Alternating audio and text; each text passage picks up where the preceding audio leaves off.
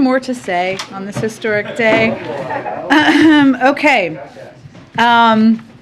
So I wanted to first start by outlining our security assistance to Ukraine. And there's been a lot of good questions about this, and we thought this would be a helpful rundown for all of you. It's the Department of Defense also put out a fact sheet that has this detailed as well.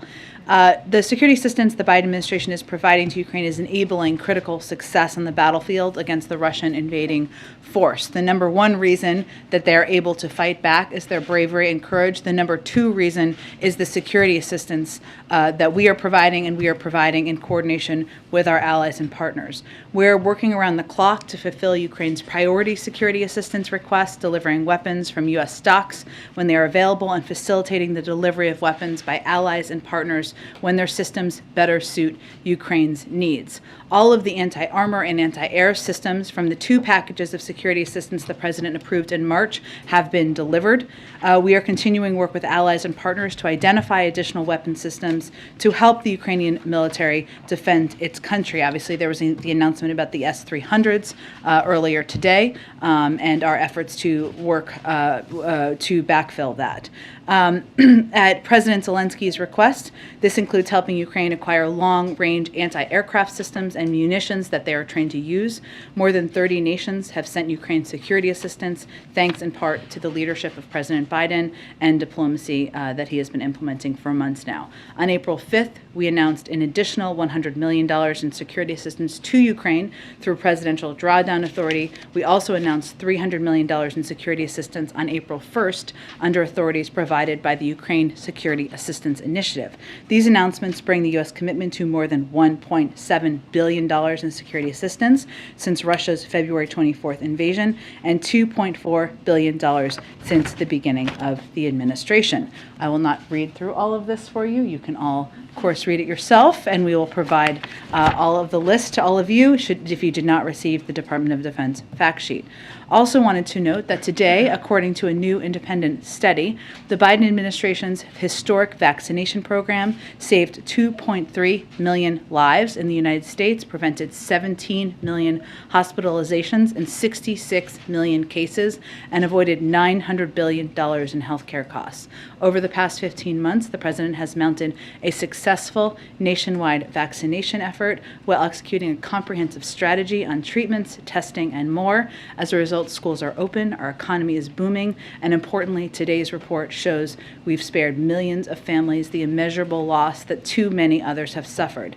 And because of the president's comprehensive response, we've entered a new moment in our fight against the virus. While COVID isn't over, Americans now have more tools than ever before to protect themselves, and this country is moving forward safely, back to many of our more normal routines. Unfortunately, Republicans in Congress are holding up critical funding. We need to make even more progress, to save even more lives, and to stay prepared against any potential surges or variants. Inaction will leave our nation less prepared for future surges and variants. It will mean fewer vaccines, treatments, and tests for the American people. This is deeply disappointing, and it should be unacceptable to every American. I also wanted to give you a sense of the week ahead. Just one trip next week that we announced earlier today. At this point, there could be more.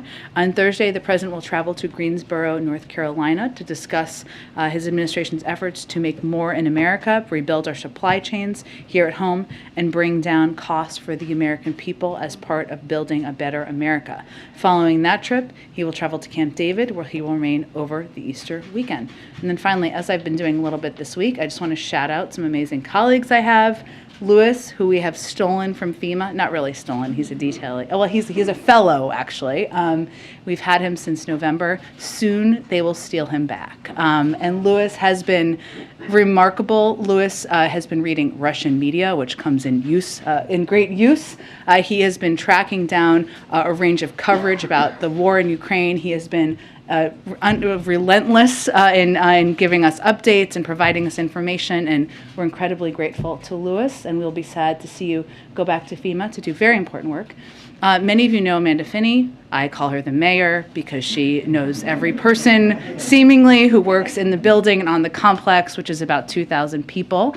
I would not survive this job without Amanda Finney. You probably would all not have received all the help you have received about a range of things without Amanda Finney. She is smart, sassy, level-headed, stable.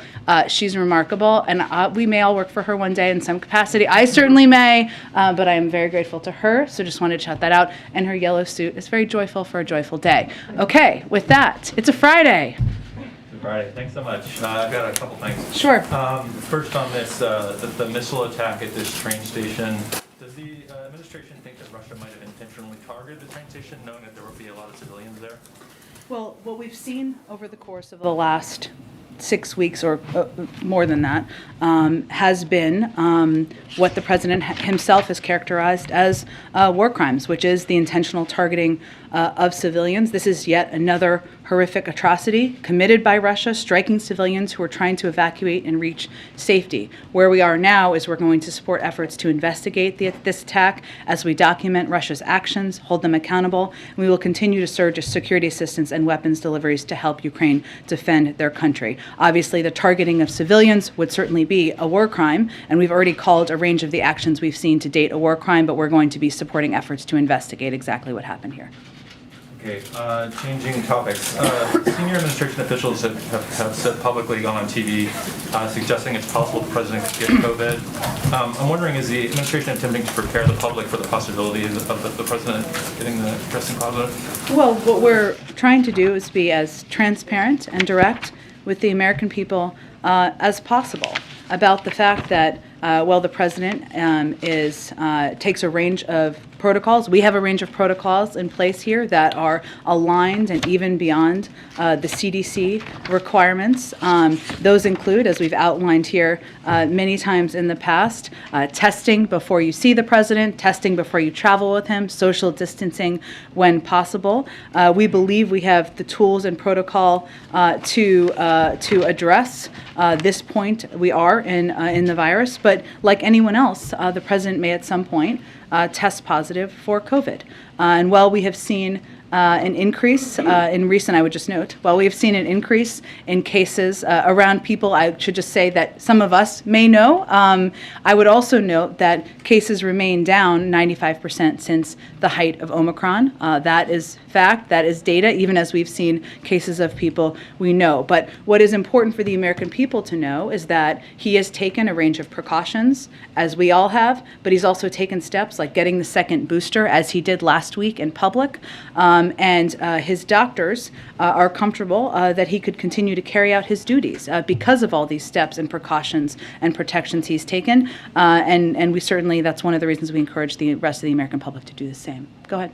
If this is the first time that we've heard White House officials sort of describe it as a certain possibility that the president could get COVID, are you saying that you think it's more possible now, given sort of the little outbreak that we're seeing in D.C. right now? No, we're just saying that it is a possibility. Again, cases are down 95% across the country since the height of Omicron. While cases are up in Washington, D.C., they're also far below the height of the cases and where they were in Omicron. But it is also the case that despite all of the precautions we take, and even with the president being double boosted, he could still test positive for COVID, just as many people in the White House have, many people in the press corps have. That is a possibility, and we want to be transparent with the American public about that. By our rough count here, you have at least 18 politicians and people close to the president who've now tested positive this week, though. I mean, you've reiterated all of the extra precautions that you are taking to try and keep him safe, some of the extra masking and testing protocol.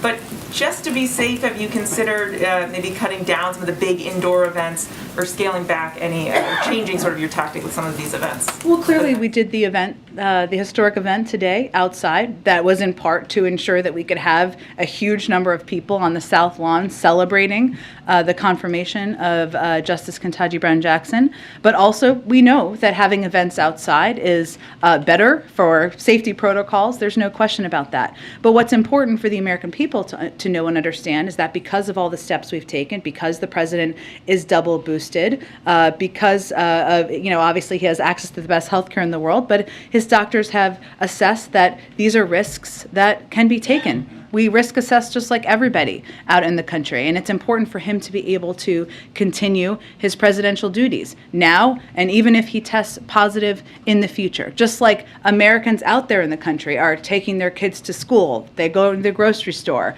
maybe they're making a decision to go to dinner.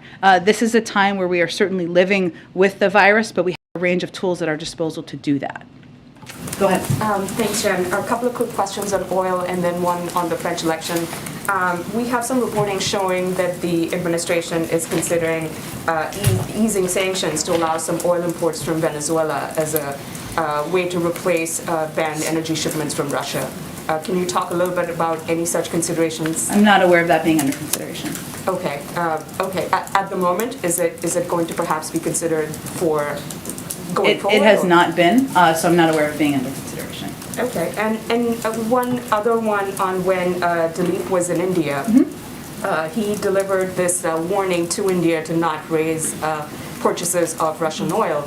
And we were wondering if perhaps sanctions along similar lines are being considered for other nations, asking them to keep purchases of Russian oil only limited to previous levels and perhaps not. First, I wouldn't characterize it as a warning, nor did we at the time. He went and had a constructive conversation and made clear that while it's the decision of each individual country, including India, to determine whether they're going to import Russian oil, it is only 1 to 2% of their imports. About 10% of their imports is from the United States. And so he conveyed, of course, they should abide by sanctions, which are not related to that decision, but also we would be here to help them diversify and move towards even reducing further beyond the 1 to 2%. Is that decision perhaps being relayed also to other countries, asking them to perhaps follow the same guidelines? Well, we convey to every country to abide by sanctions. And we've conveyed to a range of European countries, as you know, and as we've talked about, that as they work to diversify their energy sources, that we are here to assist in those efforts. And there are a range of steps we've taken, including efforts on LNG. I mean, that's natural gas, of course, but efforts on LNG and moving some resources from Asia and other places, and ensuring that there are options to for any country that wants to diversify their energy sources. Okay, and one on the French elections. Sure. Are you watching the French elections coming up this Sunday, perhaps with any concerns, especially with the rise of Le Pen, who is a far-right candidate running against Macron? We are certainly watching the elections, but I don't have any prediction of what the outcome will be. And once there is an outcome, I'm sure we will speak to it.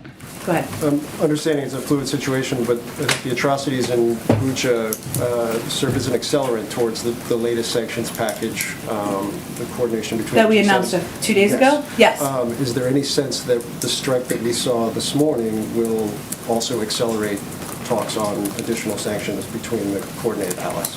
Well, I would say just to go back to a couple of days ago, that obviously the sanctions package we announced on Wednesdays with the biggest bank in Russia, Sberbank, certainly that was augmented as a result of the atrocities that we were seeing in Bucha. And what we have done to date, and we will continue to do, is look at, unfortunately, the continued atrocities that we're seeing in the country and assess how that's going to impact sanctions, consequences, and obviously additional security assistance. So that's how we've been evaluating and working with our allies to date. And I'm certain, given the video footage we've seen on airwaves across the world and photos, that this will be a part of the discussion that our national security officials are. Are we far down the line for other weapon systems, or how can you characterize how far along you are compared to where you are now with the S-300 on other systems? So, well, one, I mean, part of our objective here, and the S-300s are an example of that, is to see that we can get defensive equipment that Ukrainians are trained on and that we know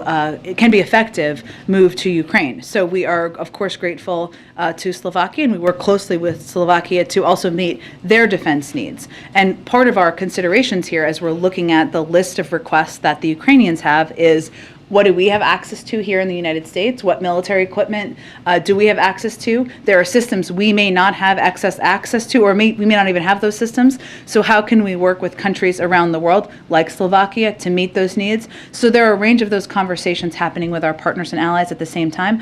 I will tell you that often it is the preference of these partners and allies not to be public about these conversations, and at times it is the preference of the Ukrainians, and we certainly respect that. There's one final one. It's been a pretty historic 24 hours for the history of the Supreme Court, for the country. We've seen the president speak publicly. Can you talk about, give any color in terms of what he's been like behind the sne's, delivering on a campaign pledge, putting the first African-American woman on the court, how he's been with staff, with the justice, all that? Sure. I'm going to try not to ugly cry about this day, which we were all doing on the South Lawn. Look, I was with the president before he went out. I was there on time. I didn't run out, as you would have seen. I was with him before when he was doing his final review of his remarks, and what he was reflecting on is, and you saw some of this in his speech, were the number of people, whether it is people who work at the White House, people who are part of his everyday. History can be exhausting, in many days it has been, and history can be joyful. And today was a joyful day in history. And that is certainly how the president was. You saw his granddaughter, Naomi, who he talked about in the speech, come out.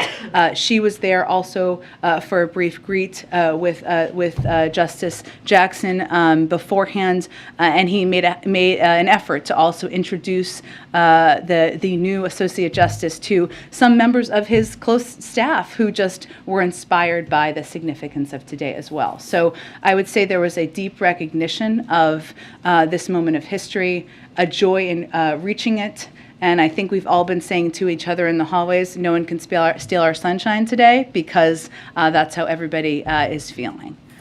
Go ahead. Thank you, Jen. To follow up on that, did the president spend any time with the Jackson family before the formal event or afterward? Well, I think as we confirmed, she signed her commission, or he signed her commission, and her family was with her for that. So it was briefly before he came out to do the remarks. Okay, got it. And to follow up on a question from Katie earlier this week about other precautions that the president may or may not be taking, do you know if he is taking any monoclonal antibodies to help prevent catching COVID? Well, Evusheld is for immunocompromised. That would be the preemptive step, and he's not immunocompromised, so he's not taking Evusheld. Is he taking any other medication that might help? Like what? Well, I don't actually know. That's a great question. Other than the booster, we've heard other people taking other kinds of prophylactics to prevent it. Is he taking anything that you know of? There are not other, this is why I asked, there are not other, I mean, Evusheld is obviously one that if you're immunocompromised, is something that has been approved and recommended. Since he does not categorize that way, he isn't taking it. But other than that, the precautions we're taking are, he obviously got the booster when he was eligible last week, and we take additional steps, including testing, socially distanced meetings when possible, as well, in order to protect him as much as possible. Thank you. And then just one more on something that Samantha Power shared. Sure. She said that Russian forces have killed at least 7 journalists in Ukraine in 6 weeks, and that Putin soldiers are killing journalists at an unprecedented rate. Is there any intelligence, any information that Putin is targeting journalists? And do you have any warning that you're sharing with American journalists covering the war? Well, one, we value the role that American journalists and journalists from around the world, that felt like a direction somewhere, so, have played in bringing bringing to light for a lot of people in this country this war, what's happening, the devastation, the horrors. It has been had a direct impact on people's emotional response in the United States. There's no question about that. We recognize the war of journalists in war zones, of course, and value it. And as you all know, we also work very closely with leaders of news organizations to ensure that they have up-to-date information to keep members of their media organizations safe. It is still a war zone, an active war zone, and we're still conveying that Americans should not be there, right, including journalists. In terms of specific targeting, we knew from the beginning, and we've talked publicly about this, of course, that President Putin and the Russian military was going to target, was intending to target, or could target civilians and others, including journalists could be part of that. But I don't have any new intelligence or anything beyond that. Thank you. Go ahead. Thanks, Jen. Is there a carve-out in CDC regulations for COVID for the Vice President? Tell me more, Peter. I'm sure this is going somewhere. Let's see. The What do you got for me on a Friday? The CDC says for people exposed to COVID, up to date on their COVID-19 vaccinations, do not go to places where you are unable to wear a well-fitting mask. So why is she here at the White House today, giving the new Supreme Court justice a big hug with no mask. You mean when she gave her a hug outside? Yes. She was outside. Does the CDC say that people who are close contact can give people hugs outside? We know, Peter, that outside you can benefit significantly being outside. That's why we had the event outside today. I will tell you that the Vice President has been wearing a mask inside. When there was a private greet, they were all wearing masks. Before She was wearing a mask yesterday at the Senate? she was playing an important role in confirming or overseeing the confirmation of the first black woman to the Supreme Court. The vast majority, as was on camera, Peter, as was on camera. Let me finish my answer here, because Fox and others, I don't know actually that Fox carried it, but others did, saw that she was socially distanced from people for the vast, vast majority of her time overseeing that confirmation yesterday. So this is not a case of rules for thee, but not for VP. In fact, the Vice President wore a mask inside today when she was both with the president, with her staff, other people. She was outside at the event. She was socially distanced for 99.9% of the event today, and she had an emotional moment, which is understandable. Okay, and one other topic, following up on the smartphones that are being given to border crossers with technology so they can be tracked or so they can check in. Is there any plan to give free smartphones to U.S. citizens that want them? Should we not be tracking migrants who irregularly cross the border? I'm asking if... Or do you have an alternative suggestion for how they should be tracked? I, unfortunately, have not been asked to make U.S. immigration policy. That's not Today's your moment. Well, it'd be great if anybody that wanted a free phone and a free monthly plan could get one. So is that going to be an offer for everybody, or just people that walk into the country illegally? Well, Peter, as when we talked about this the other day, what I noted to you is that we have a range of means of tracking individuals who irregularly migrate to the country in order to ensure that they are meeting their notice to appear obligations and that they are appearing in court when they should appear in court. Phones is one of them. There are also ankle devices and a range of tracking devices. 80% of individuals of non-citizens released at the border from DHS custody under prosecutorial discretion have either received a notice to appear or are still within the window to report. So yes, there's telephonic reporting. There is SmartLink, which enables participant monitoring via smartphone. There's the global positioning system. These are the range of means with modern technology that we monitor. Last one on this. Does the president have any plans to figure out what these small towns who are bracing for a major influx in migrants next month need by making his first ever trip to the border? I have nothing to predict for you in terms of additional trips. The president will be traveling the country, but I don't have any more specifics for you at this point. Just Thanks for for the clarity, question. earlier you guys told us via pool that the president was tested negative. That was today, for clarity?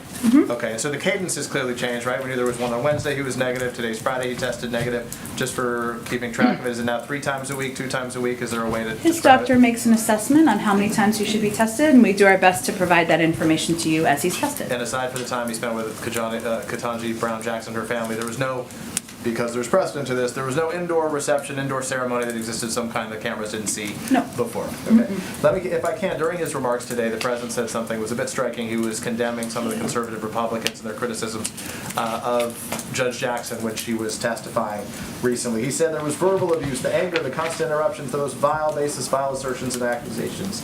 Whew. Is that a preview of messaging that we're going to hear from the president heading into the midterms? Is that a message that the White House wants to deliver and will be repeating?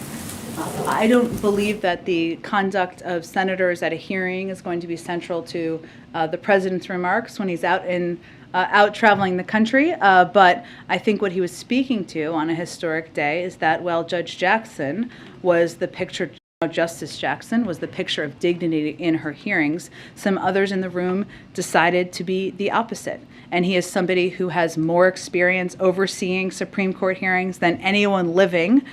He has overseen them during Republican and Democratic presidents and expects a certain level of conduct, professionalism, and decorum. And that is not what we saw. For today, as opposed to like a central theme that we'll see in terms of contrast. I would say that I think the American people can expect that he'll continue to talk when he's out in the country, for whatever reason, about how to bring down their costs, how to make sure that he is fighting for them and bringing them relief, and how he's going to get the COVID pandemic under control, less about the conduct of senators at a hearing. Let me ask a very quick question then on costs, if I can. Right now, the cost of gas in this country on average is $4.14. Does the White House want a gas tax holiday? It is certainly on the table, and certainly something we continue to consider. We have seen a number of states do that, and it can have an impact, about 18 cents, I believe, if I remember correctly. One of the reasons why we're considering it. Our primary focus to date, as you all know, has been taking steps to increase supply and get more supply into the global marketplace. But it remains an option under consideration. Go ahead. The UN today put out a report saying that global food prices in March reached a record high. Yeah. What is the U.S. doing, if anything, to mitigate possible additional increases here? Here in the United States? Well, it is something that we are certainly watching very closely while we continue to believe that the impact will largely be in the Middle East and in Africa, I believe, in a lot of other parts of the world, less in the United States. We are continuing to work, our Department of Agriculture is continuing to work with farmers and suppliers about any needs we have here. And the President is continuing to work to bring down costs in a range of areas for the American people as we prepare for the impacts of this war. It was pretty widely reported yesterday, prior to her COVID diagnosis, that Speaker Pelosi was planning a trip to Taiwan. Beijing reacted very negatively to that. Is the U.S., is the Biden administration comfortable if she were to do that, such a high-ranking U.S. official? I think we understood her trip. I don't have any further comment on it. Go ahead. Thanks, Jen. Two questions for you. The first, today my colleagues in the UK reported that Chancellor of the Exchequer, Rishi Sunak, had a U.S. green card which he surrendered this past October. He's been an MP since 2015, and USCIS manual says that serving in a foreign government or standing for election in a foreign government is not compatible with lawful permanent resident status. Why was this not flagged earlier? I would point you to the State Department or the Department of Homeland Security. I don't have any more comment from here. I mean, is it a problem? Does the president see it as a problem that possible for someone to serve at a high level in a foreign government and maintain lawful permanent resident status in the U.S.? I mean, what if this were someone who was serving in the Russian Duma? It wasn't. But I would also, again, point you to the portions of the government that oversee green cards and oversee, the status of documents. I'm happy to bump it for them as well and see if there's more we can provide to you. Second question. There's a death row inmate in Texas, Melissa Lucio. She's set to be executed soon. Many experts believe her confession was coerced and is false.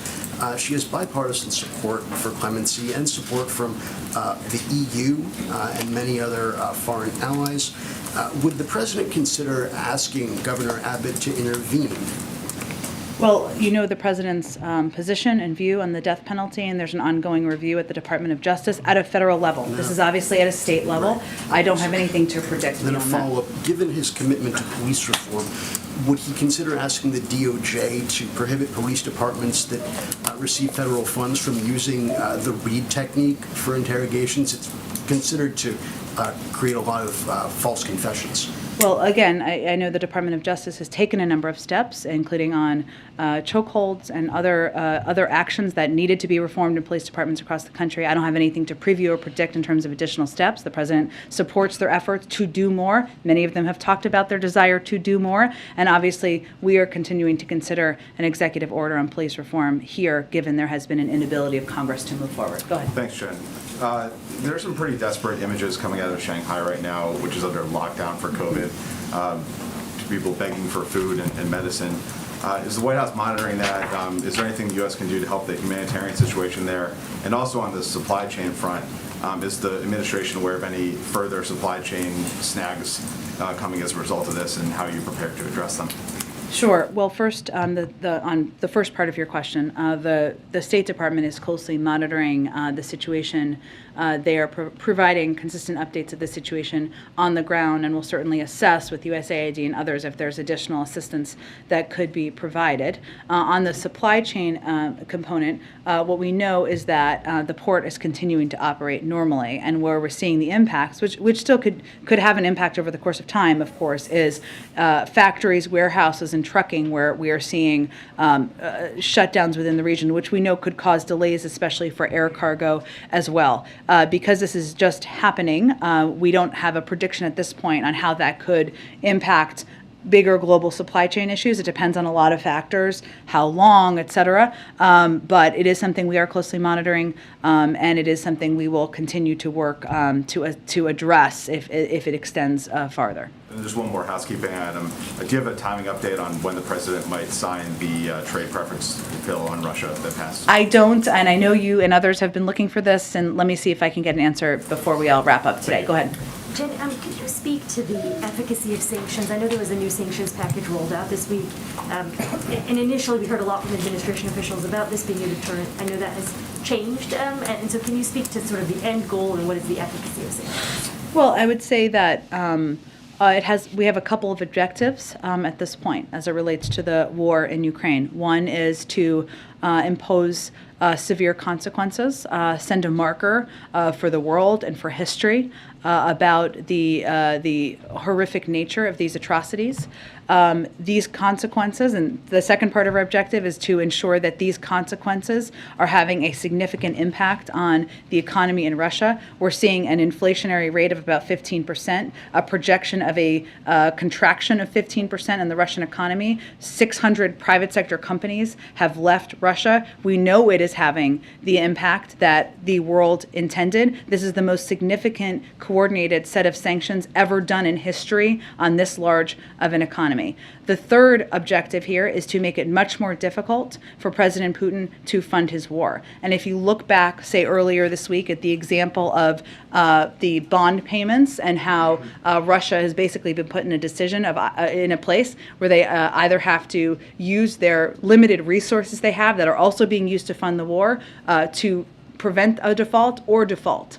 That is the position they're in at this point in time, but also because we have cut them off through export controls and a number of other means, from having access to materials and technology, but also access to funds, it makes it more difficult for them to fund the war. That is part of it. And the last objective is to continue to make it clear that this is a strategic blunder, their decision to invade Ukraine, and one that will make President Putin a pariah in the world. So those are why and what we are hoping to achieve. Can I ask one follow-up? Yeah. Is there anything being done in terms of either monitoring or actually just, I guess, monitoring to take a look at the effects of sanctions on ordinary Russians, or anything that the administration is thinking to just deal with that population of people who are being affected? The Russian people, yes, you mean? Certainly we are looking at how this is impacting the Russian economy writ large, and it is certainly as inflation is going up and as the economy is contracting, that means prices will go up, and we do know there will be a broad impact. That is the fault of President Putin and the fault of President Putin invading a sovereign country. So it is important also for the Russian people to know and understand that, and we have been working through a range of means to communicate about the realities of the war and the facts of the war through Telegram, through YouTube, through a range of channels as well. Go ahead. Thanks, Jen. General Milley earlier this week talked about the possibility of building permanent U.S. bases on NATO's eastern flank. I wonder with what seriousness the White House has given that, or as you look long-term at the war in Ukraine, whether shoring up the eastern flank with permanent bases is something that's been considered. There'll continue to be a range of discussions, but I have nothing beyond what General Milley said. Can I ask one more question? I wanted to go a little deeper on the French elections. Sure. Does the White House worry that the election of Le Pen could, destabilize the NATO alliance or make it difficult, being that she's, come out with pro-Russian statements? Well, I'm just not going to get ahead of an election in a foreign country, and obviously we will watch it closely, and I'm sure we'll have more to speak to once the results are concluded. Go ahead. Thanks, Jen. What can you tell us about the multiple Secret Service agents who have been suspended or removed from the president, vice president, and First Lady's detail pending this investigation of two men impersonating officers of law enforcement? Not much from here. I can point you to the Secret Service, and obviously the FBI is overseeing the investigation. Is there a broader concern in the administration that these principals, is there concern that they're not being protected effectively? Can you speak at all to that, or? As I said yesterday, the President remains confident in the leader of the Secret Service, and beyond that, I would point you to the Secret Service and to the FBI. And then I guess just on the invitations you issued to Republicans who voted to confirm Justice Jackson. I know one of them has COVID, but did you hear from the other two, Senator Murkowski and Romney? I know the President went a little further to talk about Senator Romney's father today at his speech. Did the White House hear from the Republicans who were invited today? Why didn't they come? I would point you to their offices to speak to that. I mean, it doesn't change the President's gratitude to them for bucking the trend in their party of not supporting an eminently qualified nominee, and they did that, and it was something he wanted to call out today and express his gratitude. Thank you. Yeah, thank you, Jen. I'm wondering what the White House's reaction is to yesterday's UN vote to suspend Russia from the UN Human Rights Council. The fact that there were 58 nations that abstained from taking a vote, and then on top of the other 24 nations that voted against it. Although there was, more, obviously the majority of countries did vote to suspend Russia. Do you think that this, that many abstentions, that many people sitting on the sidelines of this shows that the entire world really isn't unified around condemning these actions by Russia? Well, a win required 2/3 present and voting, and that is exactly what happened, and far beyond that. And we know that there were abstentions, and only 24 countries, including North Korea, voted with Russia. But the outcome, which is what is most important to us, is what we wanted, which is Russia has been suspended from the UN Human Rights Council. Suspension, just so everybody knows, somebody asked me this question the other day, but is the only method provided for in the UN resolution that established the Human Rights Council back in 2005. It's the most serious action available. It's only been applied once in history. This is only the second time in history that a country has been kicked out of the UN Human Rights Council. The last example was Libya. So that obviously speaks to the significance. And it also speaks to the fact that more than 2/3 of countries who are members believe that they should not have a leadership role on global human rights as they work to subvert and violate global human rights. This also means that once suspended, Russia will not be able to vote against future actions during subsequent Human Rights Council sessions. And so to us, it is significant, only the second time in history, and it speaks to the global outrage in response to these atrocities. But are there any concerns that nearly 60 nations decided not to weigh in on this matter? Again, our focus is on the fact that it was a win. For only the second time in history was a country suspended from the UN Human Rights Council. Another question. Does President Biden still intend to attend the White House Correspondents Association dinner here later this month in a couple weeks? We haven't announced his plans to attend or anything about his schedule, so I don't have any update on that today. All right. Go ahead, Karen. Thanks, Jen. Just some follow-ups to things that came up. Sure. To follow up on Peter's question about the testing cadence, you guys have told us about negative tests on Monday, Wednesday, Friday. Should we expect that the president would get tested on Sunday, 2 days later? I would say I don't have a prediction of that. His doctor makes an assessment of when he should be tested and how often and what the cadence should be. It's not always exactly the same, but we will provide information to you when he tests negative. Okay. Or either way, of course, yes. And to follow up on Katie's question, did the president talk to any of the senators, Romney, Murkowski, and Collins, after their vote yesterday on Ketanji Brown? I don't have any update on that from here. Okay, and when he said he hoped he didn't get them in trouble today, when he referenced them, what did he mean by that? I think he meant he recognizes that the vast majority of the other members of their party voted a different way. Go ahead. Thank you. On India, next week, Secretary of State Blinken and Defense Secretary are hosting their Indian counterparts. External Affairs Minister S. Jaishankar and Defense Minister Rajnath Singh for the first India-US 2+2 dialogue under this administration. What is President message to the meeting? What is expectations? Is he sending any concrete ideas to this meeting as well? President Biden believes our partnership with India is one of the most important relationships we have in the world. As you know, he met with Prime Minister Modi and other Quad leaders in March. He expects that at this 2+2, Secretary Blinken and Secretary Austin will continue driving forward our work with India and our shared goals in the Indo-Pacific region and around the world.